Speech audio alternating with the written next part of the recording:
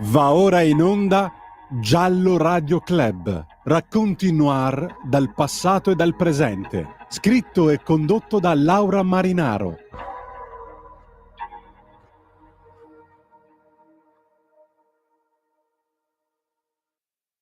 E abbiamo cannato cosa?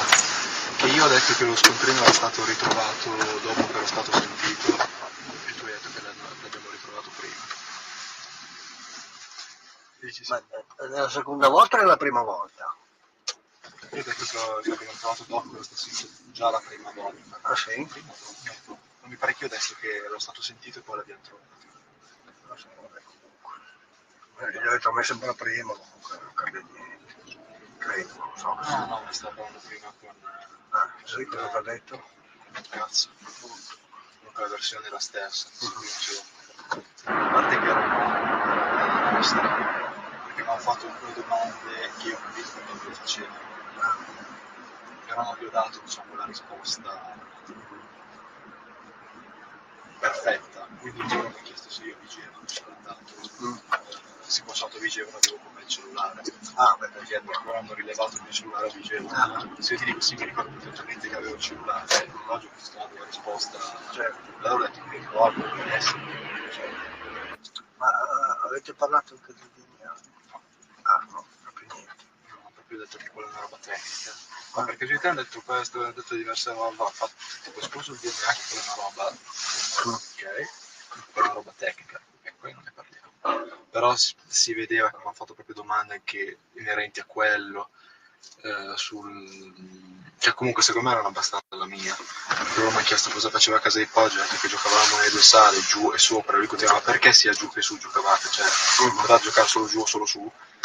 E io sto così, che cazzo di domanda è? Perché cioè, invece poi lui voleva sapere se c'erano dei giochi che venivano per forza usati sul PC e se sul PC allora lo usavamo tutti e due. Tiro la macchina, se vogliamo andare per il caffè poi andiamo. L'unica cosa che ha detto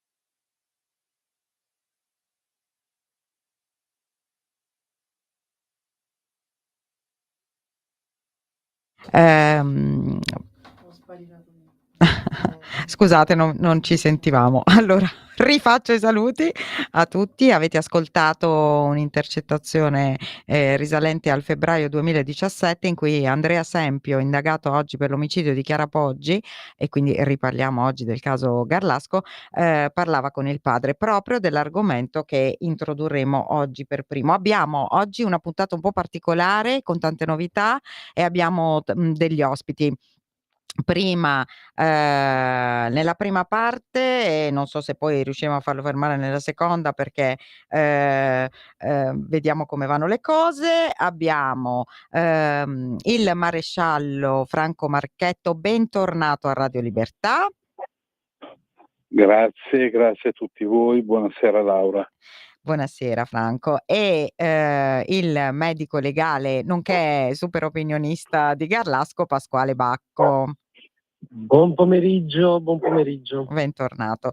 Allora, prima di tutto apriamo i microfoni. Io vorrei che insomma la gente si ha voglia intervenisse o con dei messaggi 3406709 o 0292947222. Possiamo anche rispondere in diretta alle vostre domande.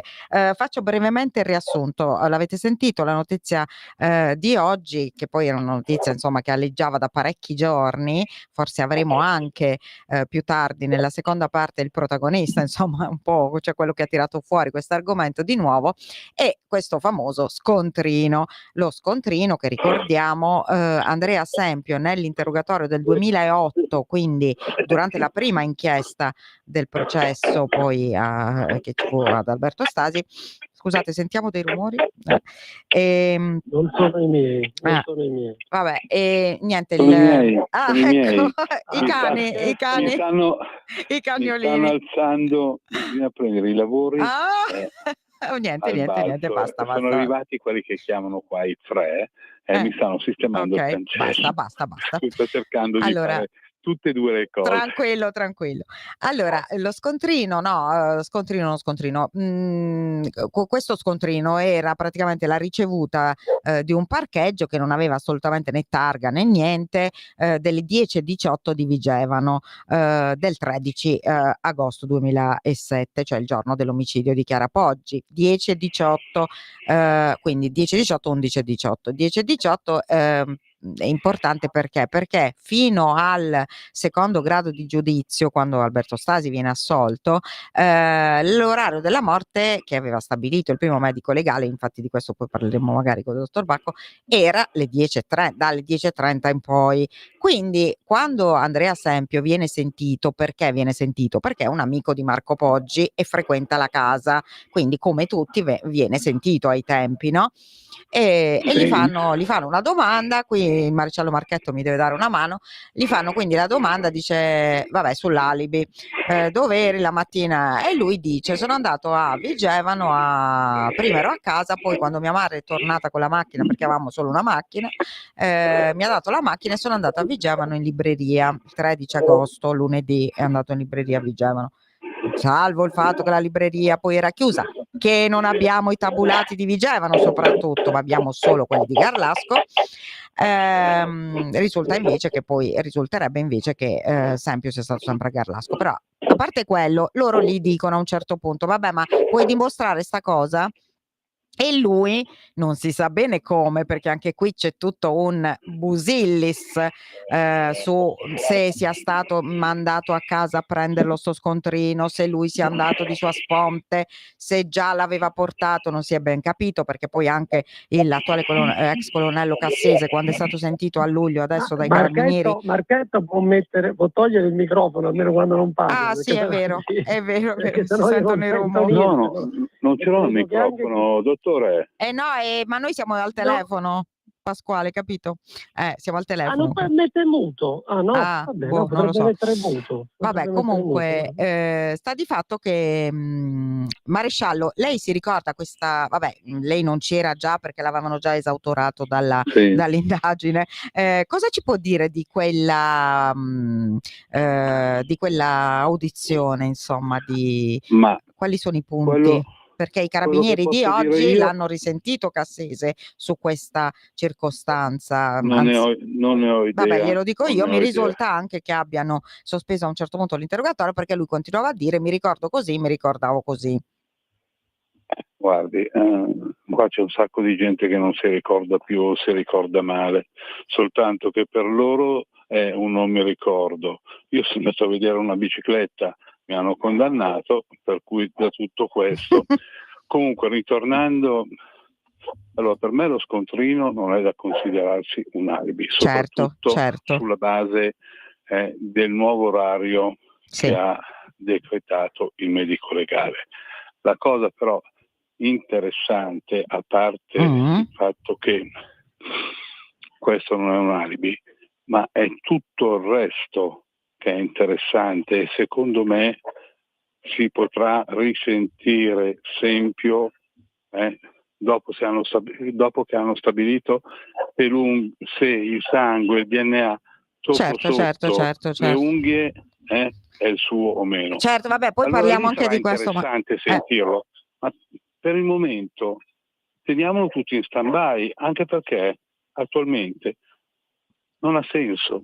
Vabbè, aspetti, maresciallo, certo, però scusi, la fermo un attimo, teniamo tutto in stand-by, ok, ma la notizia di oggi è che sarebbe stato confermato, perché lì il Busillis qual è? Che lui dice ne abbiamo cannata una, perché comunque lui dice che è andato a casa a prendere il suo scontrino e gliel'ha fatto vedere. Chi gliel'ha dato sto scontrino? Lui dice che è andato lui, appunto, però non c'è niente che ovviamente testimoni che lui sia stato lì. Allora loro dicono, allora sto scontrino li ha procurato qualcuno. Ecco che, guarda caso, oggi viene fuori la notizia, che poi non sappiamo però in realtà a quando si riferisce, che ci sarebbe una persona, probabilmente un parente, che ha deciso di parlare, di dire vabbè, lo scontrino gliel'ho dato io, quindi conferma. Allora lo sappiamo che non è un alibi, infatti per i carabinieri e per Napoleone è un grave indizio di colpevolezza, attenzione, e infatti lo hanno messo sia, cioè tra l'altro nell'informativa del 2018 e del 2020 che oggi, quindi è importantissimo quello scontrino. Lui dice no, non è vero, l'ho preso io, lo dice proprio oggi. Guardi, Però la questione è Laura, questa. è importantissimo per dimostrare una cosa: la malafede posta in essere nel presentare quello scontrino. Ecco. Poi, come è stato fatto quel verbale? Ecco. Guardi, sinceramente è un casino, perché mi sembra, se non vado errato, che quel verbale è stato preso, ovvero è stato assunto quel verbale insieme ad altri 2 o altri 3 verbali. E già questo è una cosa inusuale. Sì, certo. Ma soprattutto con quello che la gente dice, con quello che Sempio dice, che avevano fatto un verbale, il verbale sottoscritto, Sempio è stato mandato via, è stato richiamato perché dovevano fargli altri. Quello che non capisco, se un verbale è chiuso, non c'è la necessità di andarlo a riprendere e proseguire quel verbale, perché se ne può fare tranquillamente uno ex novo. Infatti. E quando ne fai uno ex novo, allora lì indichi anche che devi interrompere il verbale, perché Sempio si reca a casa a prendere lo scontrino. Infatti. Dottor Bacco, allora io so che insomma su questa vicenda dello scontrino sicuramente ne vedremo delle belle. Adesso stiamo tutti cercando di capire, saremmo molto curiosi di sapere chi è questo super testimone. Devo dire comunque che insomma a mettere un faro su questo scontrino è stato proprio ieri. Io stessa ci ho parlato ieri, gli ho fatto una lunga intervista che ho pubblicato tra l'altro sul mio canale YouTube, all'avvocato Fabrizio Gallo, che proprio è stato lui che mi ha detto questa cosa dello scontrino, e lui è l'avvocato adesso dell'ex legale di Andrea Sempio, Massimo Lovati, che in questo momento mi sembra che si trovi un po' in acque un po' paludose.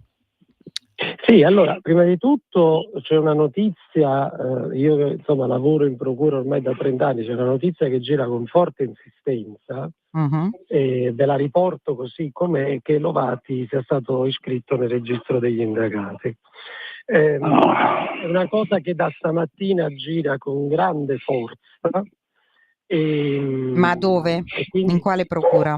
Sarebbe Brescia, però veramente entriamo nelle ipotesi. Allora, mentre vi posso dare insomma una certa fondatezza del fatto che Lovati sia in questo momento stato attenzionato in maniera ufficiale, che chiaramente non significa nulla, ricordiamolo, perché è giusto che dico. No, certo. Meno certezze si hanno sul motivo, perché come sapete la procura fa uscire, in realtà queste procure fanno uscire quello che vogliono. Però quello che sembrerebbe forte, che avrebbe colpito molto la procura è praticamente questo discorso del giro di questi documenti segretati, che praticamente la stessa famiglia Sempio ha praticamente dichiarato di aver pagato. Ricordiamolo che certo, la Sempio ha detto, la mamma di Sempio ha detto Tizzoni li ha dati a Lovati. Sì, ecco, qui infatti c'è una questione, questa è l'altra indagine, quella di Brescia, in cui indagato principale è Mario Venditti, ex procuratore aggiunto, indagato per corruzione in atti giudiziari, proprio in riferimento a questi presunti pagamenti. Parliamo sempre presunti, siamo garantisti, qui c'è un'indagine e non si sa nulla. Dagli stessi, sì, loro dicono che hanno pagato gli avvocati. Allora, gli avvocati. Per avere documenti. le carte. Per avere le carte, ma loro dicono, nel senso loro intendevano, per avere le carte, cioè per andare al tribunale, in archivio e chiedere le carte tu devi pagare, è vero questa cosa che devi pagare, però vabbè, paghi i diritti di appunto, paghi i diritti di segreteria e poi per pagare gli avvocati. Ecco, e poi per pagare gli avvocati. Ma Lovati, tra l'altro, si trova in una situazione un po' particolare, perché da una parte, infatti di questo avevo parlato poi con l'avvocato Gallo, magari dopo gli chiederemo di quest'altra notizia, ma si trova da una parte indagato a Milano per diffamazione nei confronti degli ex legali di Alberto Stasi, 2 figli di Giarda, perché disse che il prelevamento del DNA da parte della società investigatrice che aveva lavorato per loro era stato una macchinazione, era stato, insomma, cioè secondo lui non sarebbe stato corretto, e poi d'altra parte si trova un po' nelle grane con l'ordine degli avvocati, infatti lui è molto preoccupato per questa cosa.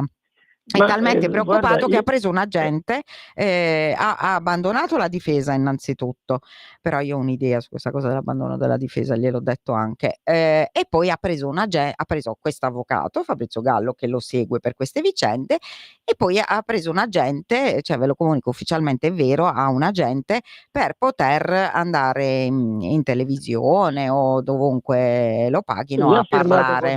Però allora ricordiamo che Lovati in questo momento ha firmato un contratto di esclusiva, quindi si è assicurato pure una bella sommetta da Giletti. Però la cosa importante che secondo me va detta è che io non credo alle coincidenze, e siccome io lavoro con i magistrati mi dicono che le coincidenze non esistono. E c'è il comportamento di Gallo, che io onestamente ho sentito anche mezz'ora fa dire una cosa terribile, cioè Gallo ha detto: è un grave indizio di colpevolezza, sì, anche ha detto anche a me, carico di Sempio, che Sempio non è mai andato a Vigevano. Sì. Perché dichiara lui, l'ha dichiarato mezz'ora fa, non è assolutamente vero che si potevano sovrapporre le celle, no, quindi infatti Sempio è sempre stato a Garlasco, l'ha detto con una chiarezza incredibile e ha parlato di grave indizio di colpevolezza. Sì, l'ha detto anche a me, infatti. Allora, siccome questo perché ve lo dico, da quando Lovati ha lasciato Sempio, non solo c'è una certa, concentrazione su questo scondino, e guarda caso esce questo testimone. Questo testimone che sembra probabilmente che fosse uno che Lovati probabilmente teneva a bada. Maresciallo, cosa ne pensa? La vendetta di Lovati. Forse. Esatto, la vendetta di Lovati. Abbiamo pensato a questa cosa. Beh, insomma, la vendetta di Lovati fino a un certo punto, perché Maresciallo, cosa pensa del super testimone? Guardi, io concordo con il dottor Bacco. Mi sembra quasi la famosa nave che affonda e chi può abbandona la nave. Io sono più d'accordo su questa ipotesi. Poi bisogna vedere se il capitano che è lì al comando ha qualcosa fra le mani per dire: voi abbandonate la nave, perfetto, voi mi trattate così, perfetto, e allora incomincia magari a tirare fuori dei salvagenti, che non sono sicuramente per le persone che stanno abbandonando la nave, ma sono sicuramente per lui. Sì. Senta, ma io posso dire anche un'altra cosa al maresciallo Marchetto, con cui oggi vado d'accordo. Io credo che l'attenzione che sarebbe a carico di Lovati, chiaramente attendiamo sempre, però ripeto, siccome è una voce che gira e che adesso sta girando anche in tanti ambienti, anche il discorso di Garofano mi puzza un po'. Beh, certo. Scusatemi, perché a questo punto io due cose voglio dire con molta chiarezza. Secondo me Garofano meritava anche lui di essere iscritto nel registro, perché comunque per il ruolo che ha avuto sia nei carabinieri sia nell'inchiesta è assurdo che faccia finta di non sapere che un atto è completato. Però vabbè, lasciamoci prendere in giro. Però io dico che a questo punto, perché guardate che questo fatto dello scontrino è un grave indizio di colpevolezza, diceva giustamente Laura. Se il DNA è di Sempio, io mi aspetto che la procura agisca in maniera cautelare nei confronti di Sempio, perché a questo punto i gravi indizi di colpevolezza sono tanti, veramente tanti, E a questo punto forse c'è bisogno di dare una svolta. In Italia si andate in carcere non cautelativamente, ma anche in condanna definitiva per molto di meno dovesse essere il DNA di Sembri, per molti meno indizi a carico degli imputati. Sì, questo sì, io penso che attendiamo fiduciosi il 18 dicembre, voglio essere insomma abbastanza fiduciosa, però io punterei a questo super testimone, dai Marchetto, non hai idea di chi può essere? Punto è quello che dice il dottor Bacco ha ragione, perché allora se incominciamo il DNA corrisponde, abbiamo uno scontrino farlocco che non si sa da dove arrivi o da dove salta fuori o quando salta ora fuori si sa. e chi l'ha fatto. Ora si sa. Poi abbiamo i famosi soldi che sono serviti a pagare gli avvocati. Secondo me qua c'è più che un indizio, ha ragione il dottore. C'è molto di più che un semplice allora, indizio di io credo colpevolezza. che, attenzione però, andiamo piano, se non lo hanno fatto evidentemente c'è qualche motivo, c'è una strategia, aspettiamo. Ci sono 2 procure al lavoro su 2 indagini parallele. Ricordiamo le parole dell'avvocato Lovati quando a Corona dice, quando a domanda ma l'inchiesta su Venditti e sulla questione dei soldi pesa sull'altra, e lui dice cavolo se pesa. Vi faccio ascoltare un secondo l'avvocato Liborio Cataliotti, il nuovo avvocato di Sempio. Questa mattina era in tribunale a Milano per il processo a Davide Lacerenza e Stefania Nobile e ha detto questo sullo scontrino. Sul preso scontrino era falso. Cosa ci può dire? Allora, vi posso dire che le indagini in questa fase sono segrete. È filtrata questa notizia mediaticamente, che noi non abbiamo strumenti per poter verificare invece se processualmente sia vera. Se quando succederà che sia ostensibile, si dice, cioè visibile questo supposto presunto asserito verbale di sommarie informazioni testimoniali che smentirebbe il mio assistito, se e quando sarà lo commenteremo. Io avevo detto commenterò le prove, preferirei non commentare, con tutto il rispetto di voi giornalisti che siete bravissimi, le notizie puramente mediatiche. Le notizie puramente mediatiche. È un avvocato molto bravo dal punto di vista della comunicazione, secondo me, perché riporta tutto nell'alveo della tecnicità, del tecnicismo. Se volete, ascoltatevi l'intervista che gli ho fatto sul mio canale in cui proprio spiega tecnicamente certe cose e ovviamente molto più prudente di quanto lo fosse Lovati, che avrebbe detto quello scontrino è carta straccia, perché diceva così, vi ricordate? Laura, diceva così, vi ricordate? È l'opposto di Lovati. E va benissimo adesso, secondo me, in questo momento. Sì, pure io credo di sì. In questo momento va benissimo. Certo è che insomma rimangono tanti dubbi. Quell'intercettazione che abbiamo ascoltato del 2017 la dice lunga su tutto e prevede praticamente tutto quello che è successo. Sappiamo che poi nel 2017 non succede niente perché erano dalla parte nostra e sappiamo anche oggi che forse erano dalla parte loro per qualche motivo tintinnante, diciamo tintinnante o frusciante come sono le banconote.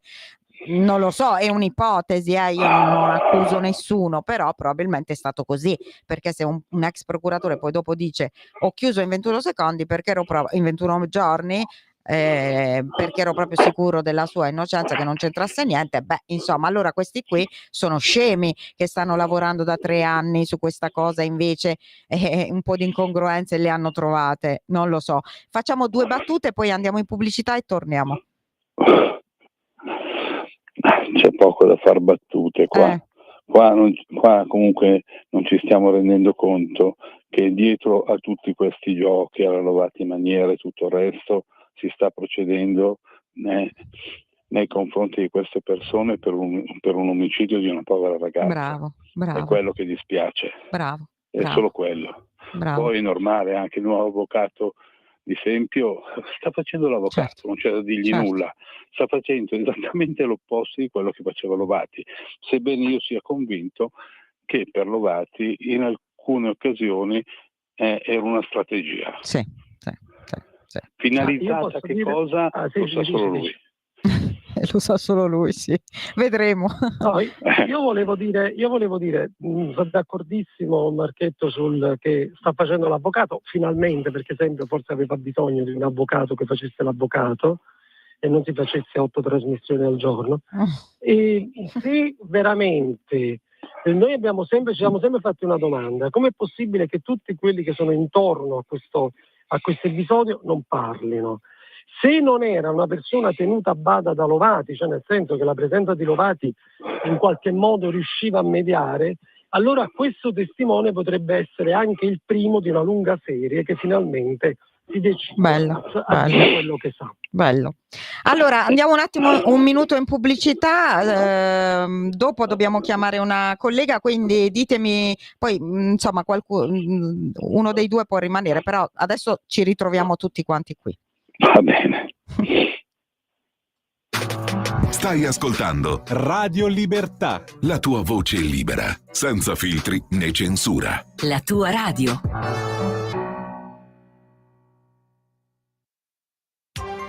Coming Soon Radio, quotidiano di informazione cinematografica. Coming Soon Radio, quotidiano di informazione cinematografica. Ho una cosa che mi cancella la memoria. Tratto da una storia vera. Ti senti, mamma, non mi giudicherò mai, giuro. Edoardo Leo, Teresa Saponangelo, Javier Francesco Leoni. Hai paura? Sì. Il punto non è avere paura, ma cosa ci fai con quella paura? Per te, un film di Alessandro Aronadio, dal 17 ottobre al cinema. Avete ascoltato Coming Soon Radio, quotidiano di informazione cinematografica. Stai ascoltando Radio Libertà, la tua voce libera, senza filtri né censura. La tua radio.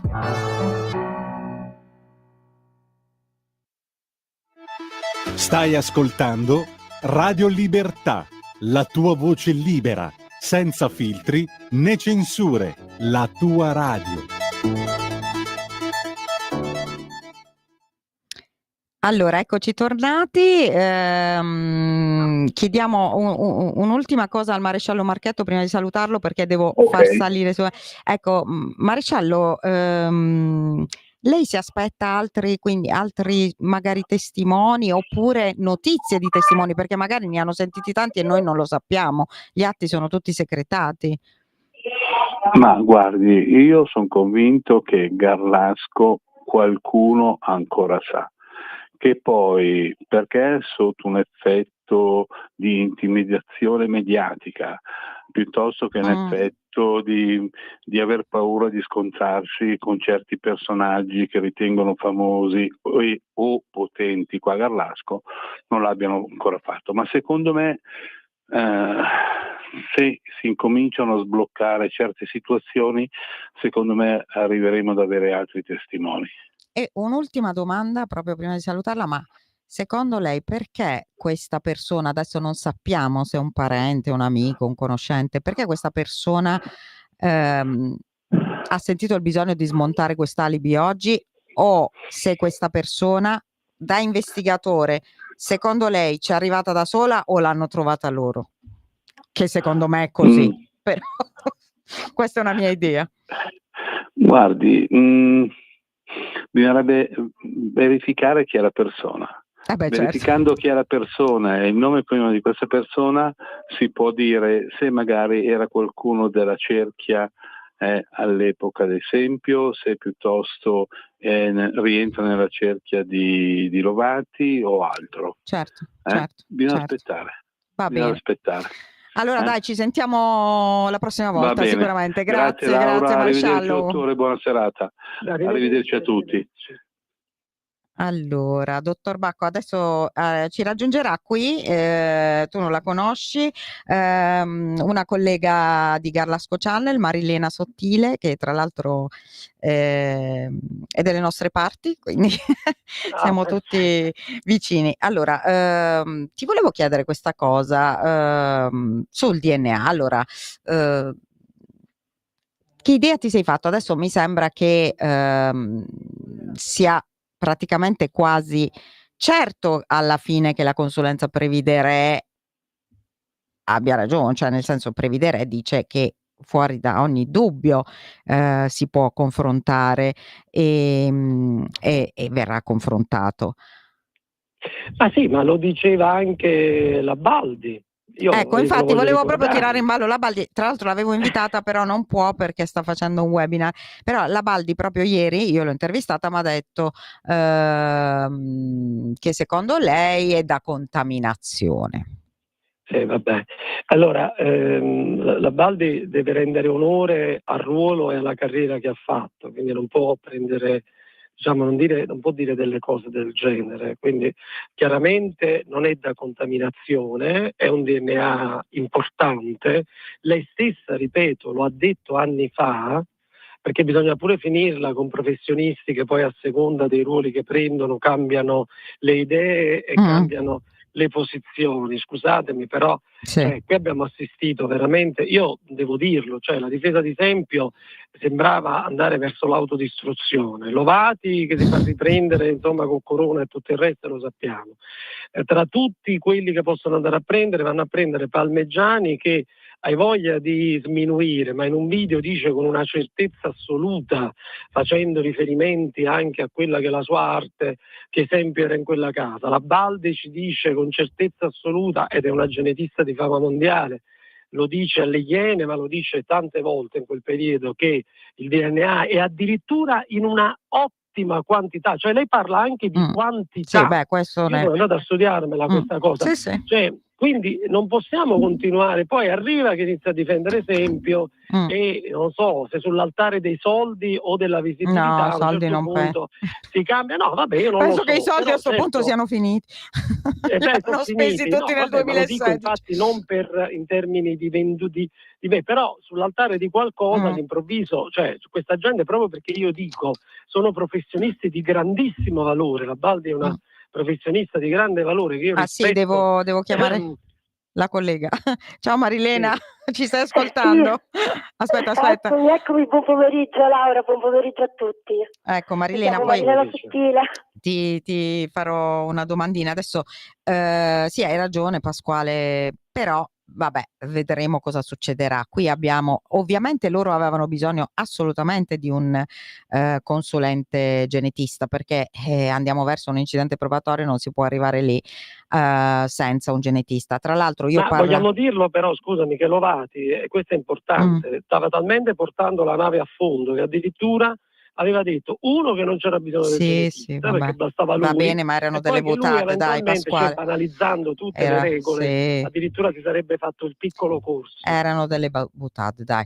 Allora, no, invece Cataliotti ha spiegato molto bene tecnicamente che hanno atteso per prendere questo nuovo consulente perché semplicemente tecnicamente è difficile che rientri in corso d'opera e sarebbe intempestivo per la procura, ma a quel punto loro dicono va bene, seppure intempestivo è perché prima ce n'era un altro che poi è andato via, che era Garofano, e quindi noi lo nominiamo consulente comunque, anche se intempestivo per la procura. Comunque vedremo cosa succederà. Marilena, tu ti sei approcciata insomma a questo caso da un po' di mesi, devo dire che Marilena per questo canale che è specializzato su YouTube solo su Garlasco legge tantissimo le carte, le sa anche leggere molto bene. Quindi Marilena, ti chiedo, tu che idea ti sei fatta di questo super testimone dello scontrino oggi, visto che hai letto, hai incrociato tanti dati, tante sit?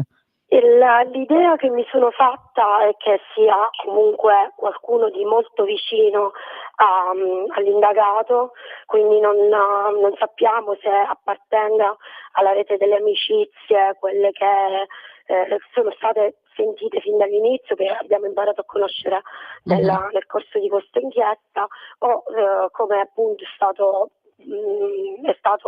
detto che si possa trattare di in qualche maniera di un familiare legato appunto, che però non era mai Andrea. stato sentito. Mai sentito, tant'è vero, coincide stranamente la comparsa del super testimone, appunto come avete anche sottolineato, con l'abbandono dell'incarico da parte di Massimo Lovati, che ha cambiato radicalmente posizione nei confronti di questo scontrino, che effettivamente rappresenta un grande passo falso da parte un errore proprio iniziale di Andrea Sempio, che come si dice, scusazio non petita, certo. Quindi, certo. E quindi chiaramente ha già fin dall'inizio attirato un po' l'attenzione con questo scontrino, presentato poi tra l'altro un anno dopo, quando già era stato sentito, come avete già detto voi. E ad aggravare la posizione c'è lo scontrino del giorno dopo. Sì. Quello ancora peggio. Fra l'altro, quello che diciamo, a parte che lui nonostante da quanto risultava appunto tramite questo scontrino, lui non sembrava ricordarsi che quel giorno particolare la città fosse impegnata nella festa d'agosto, quindi comunque c'era una situazione particolare a Vigevano e quindi la libreria difficilmente l'avrebbe trovata aperta. In più sappiamo che le celle telefoniche non aggancia affatto quelle di Vigevano, quindi questo scontrino era, insomma. Senti, io so che tu hai fatto uno studio su ste celle e anche su qualcun altro che non aggancia Garlasco a quelle ore. Sì. In effetti abbiamo rivisto più e più volte i tabulati di quella mattina, perché ovviamente siamo andati a caccia di tutto quello che poteva portarci a individuare questi spostamenti, e insomma abbiamo riscontrato appunto che il Sempio, ad esempio alle 9:58 chiama Capra, il suo amico Capra, Mattia Capra, ma aggancia quindi sempre la cella Santa Lucia di Garlasco. Successivamente riceverà un SMS alle 11:10, sempre agganciando una cella presente nella città. Quindi siamo proprio in quell'intervallo. Com'è possibile che lui effettui una chiamata e riceva dei messaggi agganciando queste celle? Sì. Il stesso discorso anche per le SIT poi degli amici. Questi, per esempio Mattia Capra afferma di essere stato comunque in casa fino alle 11, anzi di essere stato a Garlasco in città, al centro città, scusatemi, e poi di essere rientrato alle 11 a casa. Però in realtà questo non corrisponde a quanto abbiamo ritrovato nei tabulati. Quindi comunque ci sono delle incongruenze importanti a carico di Sempio, la cui situazione diventa ogni giorno più dico che queste incongruenze sono quelle che hanno trovato in effetti anche gli investigatori, perché c'è molto che noi non sappiamo. Dottor Bacco, prima di salutarti ti volevo chiedere a questo punto, visto che è così importante questo orario, questo benedetto orario, tu credi che in questo momento la professoressa Cattaneo, che si sta occupando della nuova consulenza medico-legale per la procura, abbia forse fatto sapere che magari probabilmente l'orario della morte non è proprio quello che è stato stabilito dalla sentenza di Cassazione? Non lo so, mi viene quest'idea. Ma io sono certissimo di questo, perché parliamo di una grande professionista, ed è una professionista che non può certamente abbassare la testa, come invece fece Ballardini davanti al PM che gli faceva le domande. La Cattaneo non può certamente accettare, c'è la possibilità la Cattaneo indicherà un orario molto più tardivo rispetto a quello indicato nella sentenza, e in realtà si rifarà a quello che Ballardini aveva detto nell'autopsia, che era quello giusto, ma Ballardini aveva fatto le cose bene, poi evidentemente qualcosa è successo che ha cambiato la direzione, perché anche questo che noi sottovalutiamo, ma un medico legale che ti indica un orario abbastanza preciso in un verbale autoptico, e poi accetta che possa essere successo molto tempo prima, anche questo avrebbe dovuto far ragionare chi poi ha deciso. Quindi la Cattaneo certamente è uno dei quesiti principali che gli ha posto la procura.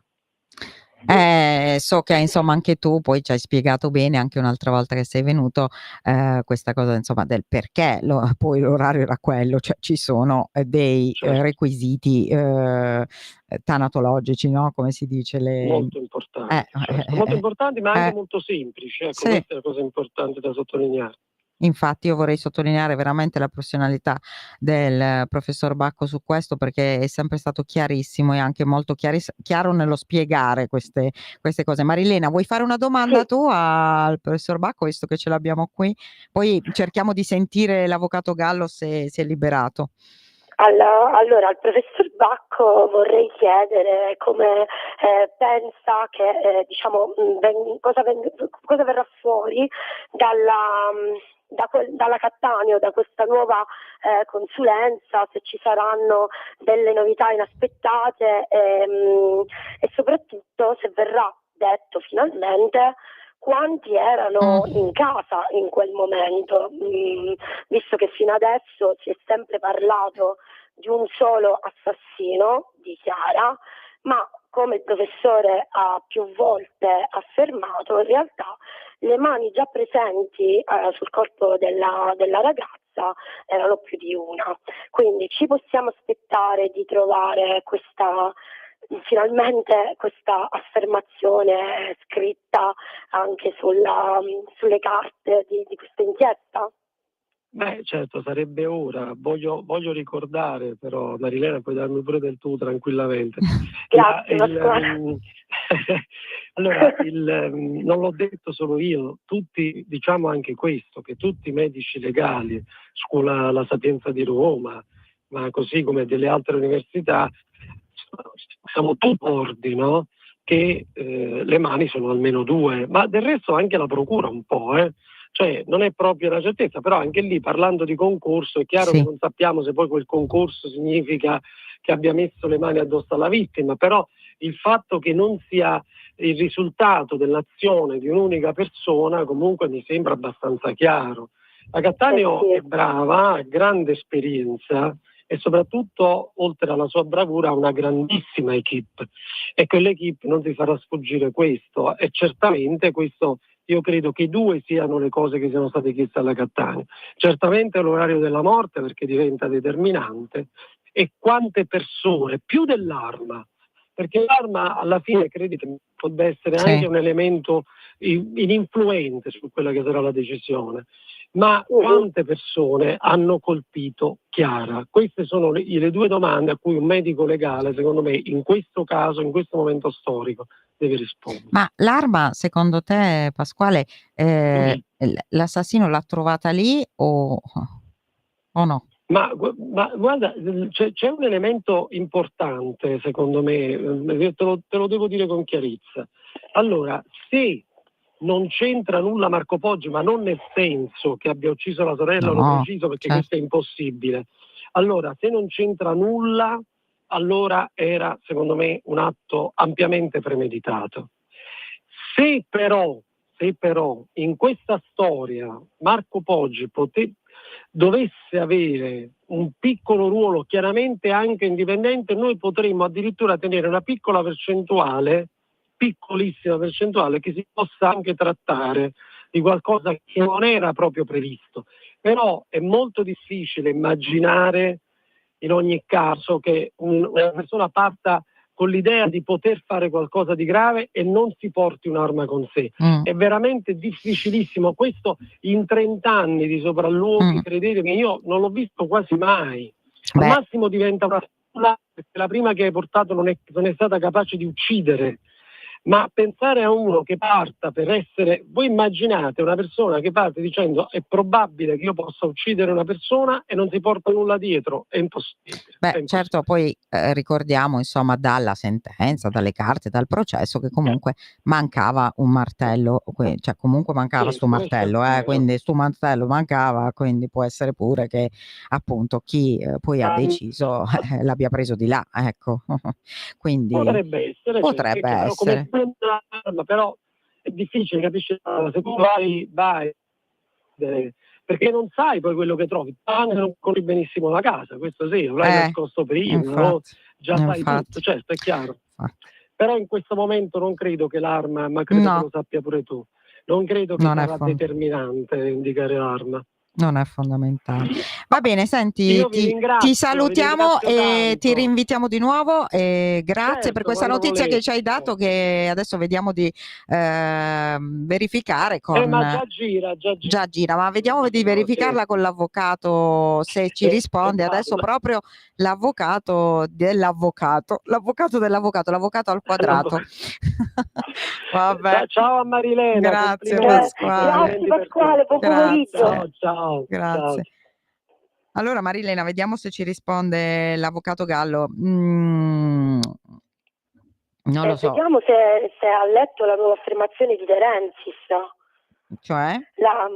Che De Rensis ha parlato dello scontrino, ha detto che non sarà un boomerang ma un missile. Beh, certo. No, ma quello lo dico, guarda che quello l'ha detto anche lui a me. Infatti io sto per pubblicare, tra l'altro ve lo dico che sto per pubblicare l'intervista che ho fatto ieri a Gallo, solo audio, adesso faccio queste interviste, la zia Drin Drin, cioè, la zia chiama però questa volta. Guarda, sarà molto interessante sentirlo perché vogliamo capire. Ma lui è un bravo avvocato, devo dire, molto comunicativo, molto, molto diretto, si è occupato di tanti casi importanti, quindi io credo che sia proprio l'avvocato giusto per l'avvocato Lovati. Sì, dovrà parlare parecchio, spiegare parecchio pure, quindi sicuramente speriamo abbia, come dire, chiarito, cioè abbia la possibilità di chiarire un po' tutta questa situazione fumosa, anche questo bosco onirico che ha costruito il suo... sì, è quello sì, il famoso sogno, pure noi. Il famoso sogno, ricordiamolo, non risponde perché... Ma non solo uno, più di uno, cioè in questi mesi abbiamo sentito parecchi sogni di Lovati, adesso magari ci spetterà un minimo di interpretazione dei sogni. Ma tu, ecco, cosa pensi di questi sogni? Cioè, ci hai mai creduto in qualche momento? No, penso che fosse il suo modo molto furbo di camminare sul filo, di attrarre l'attenzione della gente, indirizzarla dove magari era più conveniente, magari distogliendo da altre notizie che in quel momento rischiavano di catalizzare l'attenzione e quindi di essere più pericolose di ciò che magari lui diceva, quindi poi in questa maniera è facile dire, non dire, allora rimani lì, no? Aereo, sempre i suoi riferimenti sono sempre stati a misteriose associazioni oltreoceano, cioè costruzioni appunto deliberatamente fatte per essere intangibili. Beh, in quello però era bravo, devo dire che...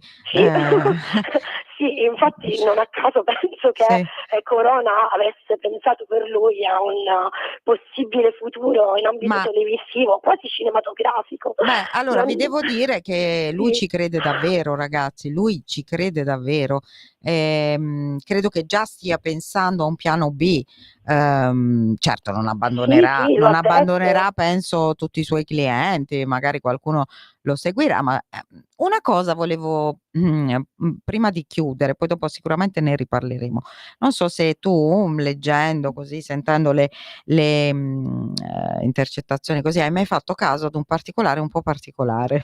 Il 4 Dimmi. febbraio del 2017 Angela Taccia, avvocata Sì, storica di Andrea Sempio, nonché amica di Andrea Sempio, chiacchierando in macchina, quindi no, al telefono, intercettate quindi già telefonicamente il 4 febbraio, ricordiamo, intercettate 4 febbraio, scusa, dell'anno telefonicamente di 2017.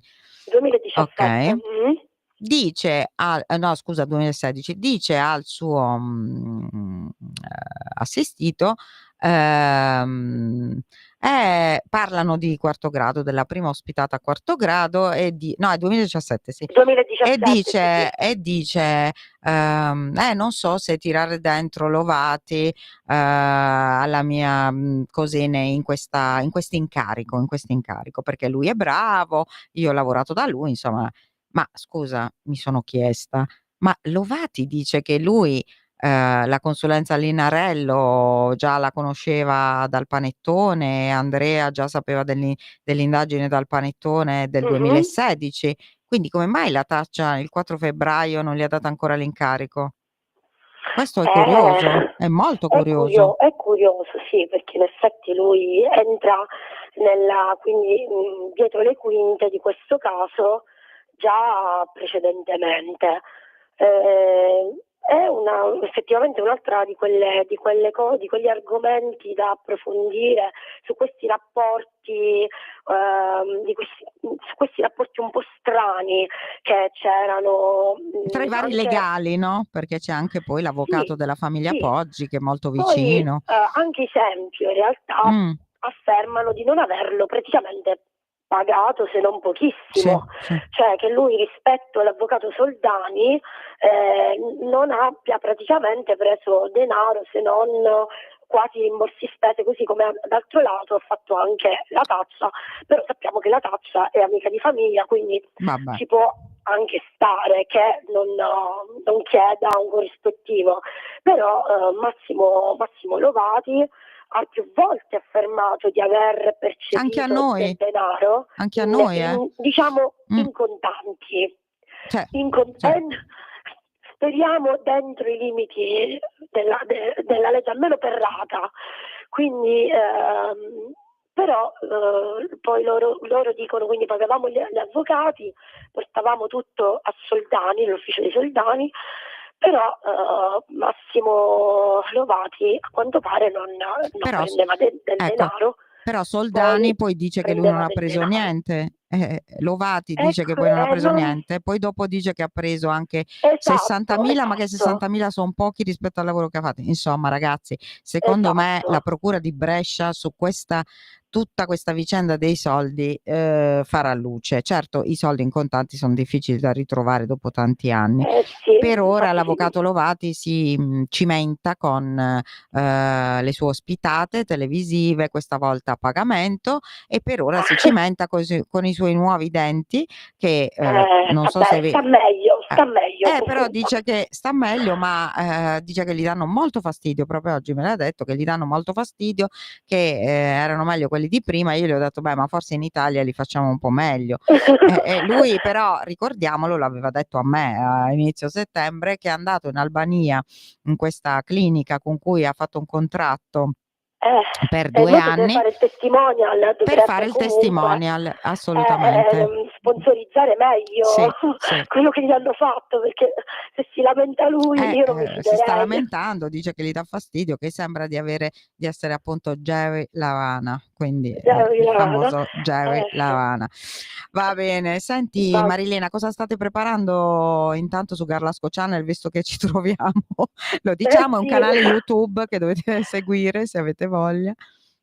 Grazie. Allora sì, abbiamo in serbo molte sorprese, ci stiamo concentrando molto innanzitutto su le ultime rivelazioni, e poi abbiamo stiamo conducendo un'inchiesta nostra, perché abbiamo trovato delle incongruenze che ci stanno portando sulla strada per individuare chi poteva essere in quella casa nel momento in cui Stasi si trovava all'esterno e stava per entrare dentro. Wow.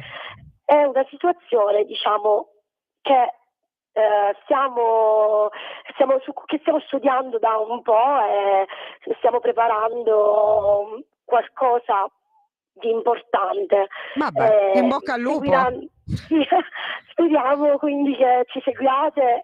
Grazie mille della vostra attenzione, grazie Laura. Grazie. Delle tue domande e complimenti per il tuo programma. Grazie mille, e chiudiamo con un saluto particolare. Ascoltate qui.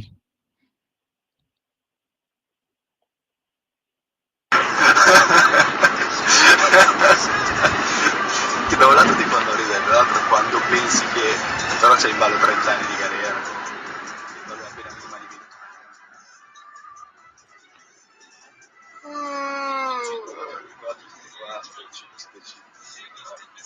Ma so che è brutto trovarsi avanti questo articolo 575 o il 474.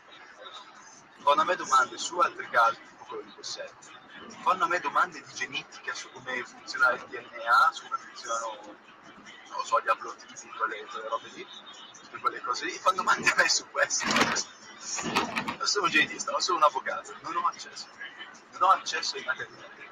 Ma il discorso è, te pensi che con quello che c'è nelle carte di Giarda direttamente il PM ha detto che è una mezza incompetente, non ce l'ho detto io, nella PM, ora sono ce l'ha già detto che era una mezza minchiata e ce l'ha detto in faccia a me, dietro gli avvocati, quindi ce l'ha detto loro stessi, che non c'è gente, quindi già questo ti dà una sicurezza in più. Quindi si aspetta ancora. Sì, ma quello Chiata. Arrivederci a tutti.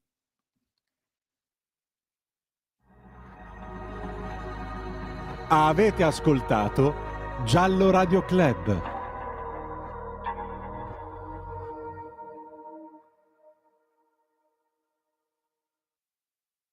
Un nuovo modo per sostenere la tua radio.